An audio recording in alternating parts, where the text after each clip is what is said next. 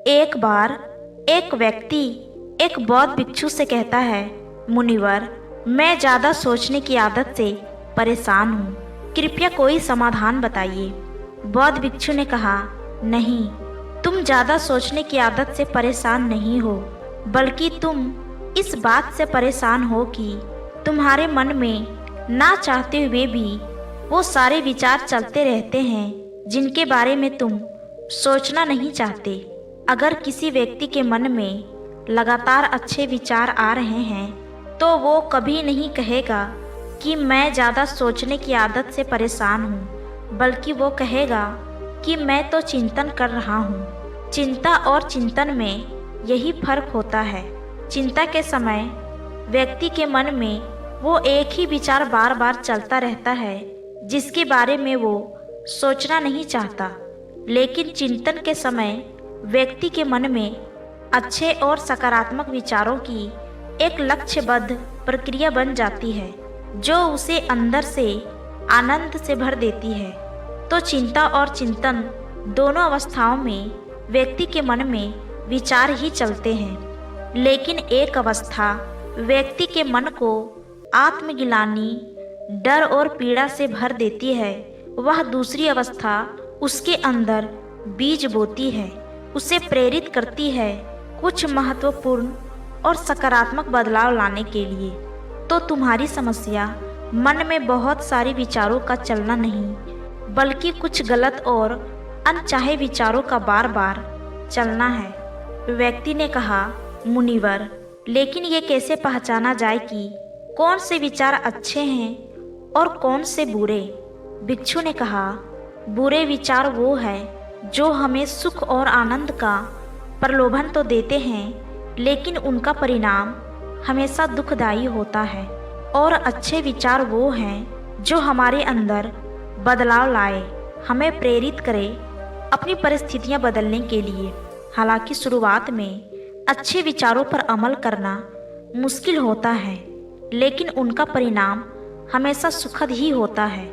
उदाहरण के लिए, मन में एक विचार आ सकता है कि चोरी कर लेता हूँ, जल्दी अमीर बन जाऊंगा। शुरुआत में तो ये विचार सुखद लग सकता है, लेकिन इस विचार के कार्य का परिणाम कितना बुरा हो सकता है ये हम सोच भी नहीं सकते। दूसरा विचार हो सकता है कि मैं खुद के शरीर को स्वस्थ और निरोगी रखने के लिए व्यायाम और प्राणायाम को अपने जीवन का हिस्सा बनाऊंगा। अब इस विचार को वास्तविक बनाने के लिए तुम्हें कर्म तो करना ही पड़ेगा, क्योंकि बिना कर्म किए अच्छे से अच्छा विचार भी किसी काम का नहीं।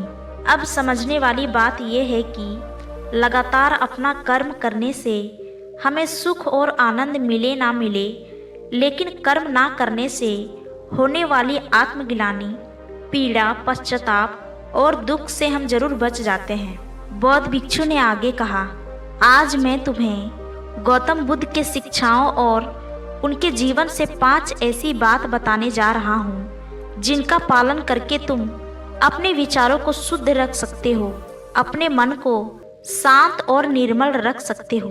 भिक्षु ने कहना शुरू किया, पहली बात, अपने शरीर को हमेशा साफ सुथरा रखें। हमारे शरीर और मन के बीच एक गहरा संबंध होता है।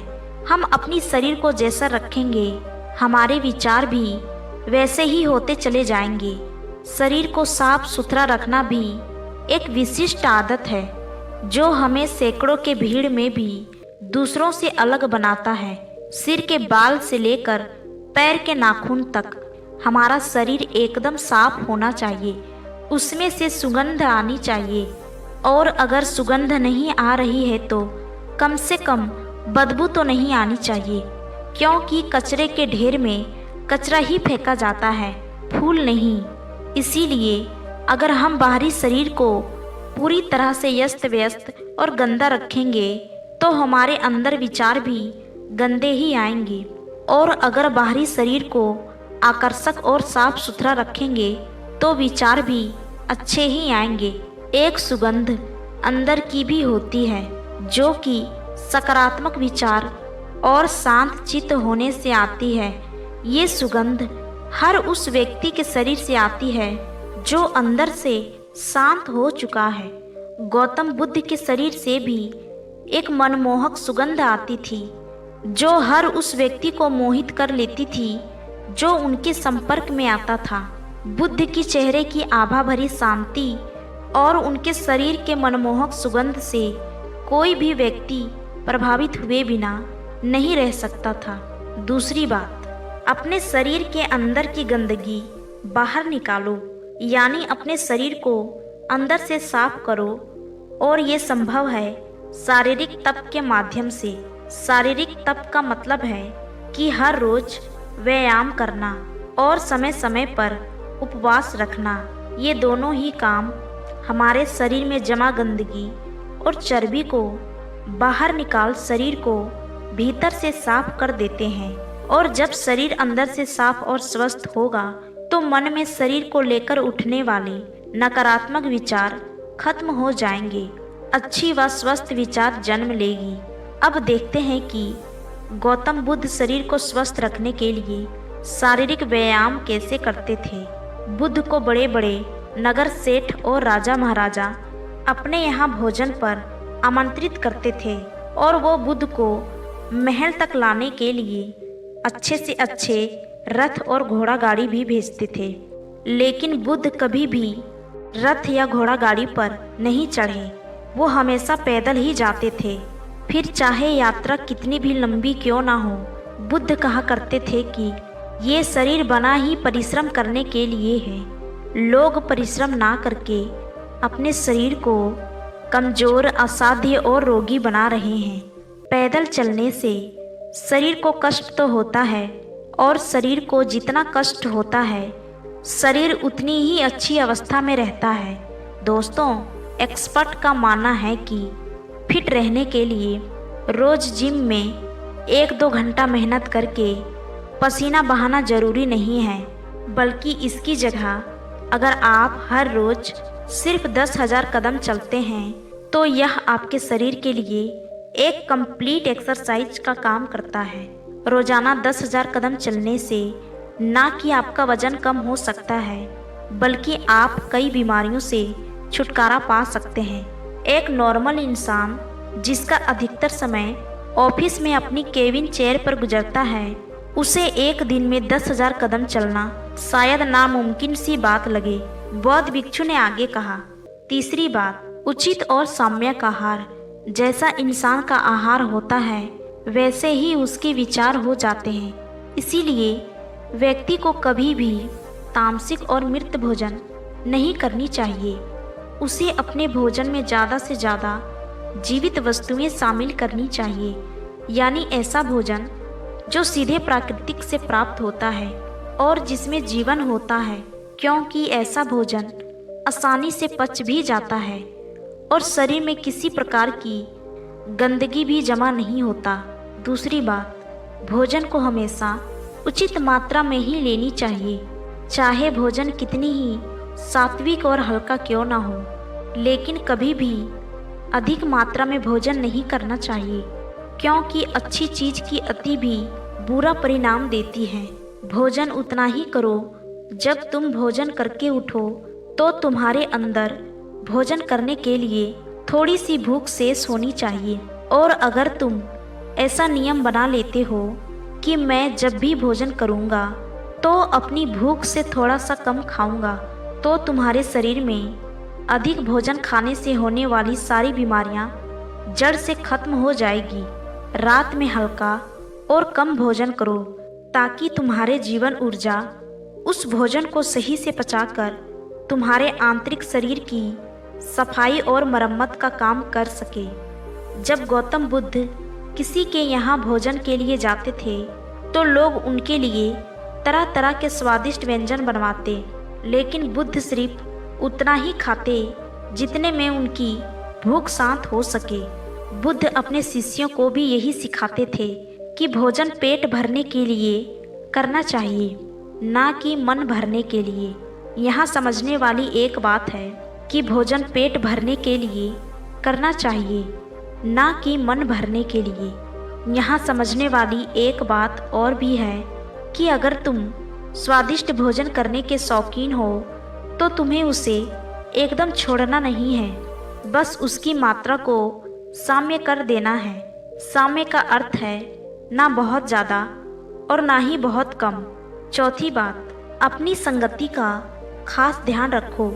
संगति का अर्थ केवल उन लोगों या दोस्तों भर से नहीं है जिसके साथ हम ज़्यादातर समय बिताते हैं, बल्कि यहाँ संगति का मतलब हर उस चीज़ से है जो हम अपनी इंद्रियों के द्वारा ग्रहण करते हैं। जैसे कि हम किन लोगों के साथ रहते हैं, क्या देखते हैं, क्या सुनते हैं, कैसी बातें करते हैं इत्यादि। जब बुद्ध ने यह निश्चय कर लिया कि उन्हें भीतर की यात्रा पर निकलना है, तो उन्होंने हर उस चीज को तुरंत ही छोड़ दिया जो उस समय उन्हें लगा कि उनकी यात्रा पर बाधा बन रही है। इससे ये सीखने को मिलता है कि हमें अपने लक्ष्य को प्राप्त करने के लिए अपनी आरामदायक अवस्था से बाहर निकलना ही पड़ता है और उन लोगों को भी छोड़ना पड़ता है जिन्हें छोड़ना बहुत ही मुश्किल होता है। जब सिद्धार्थ बुद्ध नहीं बने थे और अपनी प्रश्नों की खोज में थे, तो बहुत से राजाओं और नगर सेठों ने उन्हें निमंत्रण दिया कि वो उनके महल में आकर ध्यान साधना करें। उन्हें वहाँ कोई परेशान नहीं करेगा। गर्मी, सर्दी, बरसात तीनों से बचने की पूरी व्यवस्था की जाएगी। लेकिन सिद्धार्थ ने उन सबको मना कर दिया, क्योंकि वो जानते थे कि उनकी यात्रा भीतर की है और वो किसी ऐसे व्यक्ति के संगति करके अपनी यात्रा पूरी नहीं कर सकते थे जो बाहर के यात्राओं में ही व्यस्त हो। वो सारे सम्राट, राजा और नगर सेठ बाहरी दुनिया में ही लिप्त थे। फिर उनके संगत करने का क्या अर्थ? इस घटना से सीखने वाली बात यह है कि हमें ऐसे इंसान की संगति नहीं करनी चाहिए जो हमारे लक्ष्य के प्रति बाधा बने। आगे चल कर के सिद्धार्थ ने अपने गुरुओं को भी छोड़ा जब उन्हें लगने लगा कि उनकी संगति उनकी यात्रा में बाधा बन रही है। यहाँ एक बात सीखने वाली ये है, ये जरूरी नहीं कि कल जो संगति हमारे लिए अच्छी थी वो आज भी हमारे लिए अच्छी ही है। समय और लक्ष्य के अनुसार संगति को बदलना आवश्यक हो जाता है। अपने प्रश्नों के उत्तर खोजने की यात्रा के दौरान सिद्धार्थ का ज़्यादातर समय केवल उन लोगों के साथ ही बीता जो उनकी इस यात्रा में उनके सहायक रहे। भिक्षु ने आगे कहा, पांचवी बात, जो भी सीखा है उसे अपने अभ्यास में लाओ। तुमने ध्यान साधना के बारे में सुन लिया, लेकिन अगर तुमने उसे अपने जीवन में यानी ध्यान किया ही नहीं, तो फिर सुनने का क्या लाभ? अच्छा देखने और सुनने के बाद भी लोगों के जिंदगी में बदलाव ना आने की यही एकमात्र कारण है कि लोग अच्छा देखते और सुनते तो हैं, लेकिन वो उसे अपने जीवन में रूपांतरित नहीं करते और फिर शिकायत करते रहते हैं कि जिंदगी में बदलाव नहीं आ रहा। इसीलिए जो भी अच्छी संगति में सीखा है उसे अपनी जिंदगी में उतारो भी। गौतम बुद्ध की ये सबसे बड़ी खासियत थी कि अपने ज्ञान की खोज के दौरान उनके गुरु उन्हें जो भी सिखाते वो तुरंत ही उस पर काम करना शुरू कर देते। वो कभी भी आज का काम कल पर नहीं टालते थे। इससे उन्हें तुरंत ही ये पता चल जाता कि कौन सी चीज़ काम की है और कौन सी नहीं। इसीलिए उसे कर्म के द्वारा व्यक्त करो। एक बात और, कुछ लोग काम वासना के विचार को गलत समझते हैं, लेकिन काम वासना का विचार आना गलत नहीं है जब तक कि तुम उसे अति में ना सोचने लगो। मन में काम वासना का विचार उठना उतना ही स्वाभाविक है जितना भूख लगने पर भोजन का विचार उठना। इसीलिए काम वासना के विचार को गलत मत समझो। इंसानी जीवन को आगे बढ़ाने के लिए इस विचार का उठना बेहद ज़रूरी है। सबसे पहले तो तुम ये निश्चित करो कि तुम्हें काम वासना में लिप्त होना है या इससे ऊपर उठना है। अगर लिप्त होना है तो पूरे होश के साथ लिप्त हो, इसे पूरा अनुभव करो। फिर इसके बारे में मन में किसी प्रकार की गिलानी या पश्चाताप का भाव मत रखना। क्योंकि ये कोई पाप नहीं है। और अगर तुम्हारा लक्ष्य इससे ऊपर उठना है तो फिर सीखो कि कैसे काम वासना से ऊपर उठा जा सकता है। अगर तुम इन 5 बातों को अपने जीवन में उतार लेते हो तो तुम्हारे दिमाग में अच्छे विचारों का एक चक्र बन जाएगा। फिर चाह कर भी तुम्हारे दिमाग में बुरे विचार नहीं आएंगे जब तक कि तुम इन आदतों को दोबारा से छोड़ ना दो। बौद्ध भिक्षु के मुंह से ये सारी बातें सुनकर उस व्यक्ति को अपने प्रश्नों का उत्तर मिल चुका था। उसने बौद्ध भिक्षु को धन्यवाद किया और वहां से चला गया। दोस्तों, उम्मीद करती हूँ कि आपको इस वीडियो से बहुत कुछ सीखने को मिला होगा। धन्यवाद।